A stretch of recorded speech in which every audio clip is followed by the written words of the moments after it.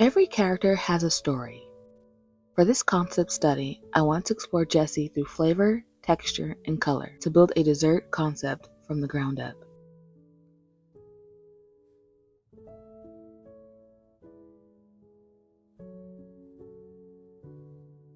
The flavor direction started with strawberry, vanilla bean, and brown butter. From there, I translated the ideas into a dessert designed to capture the feeling of the character.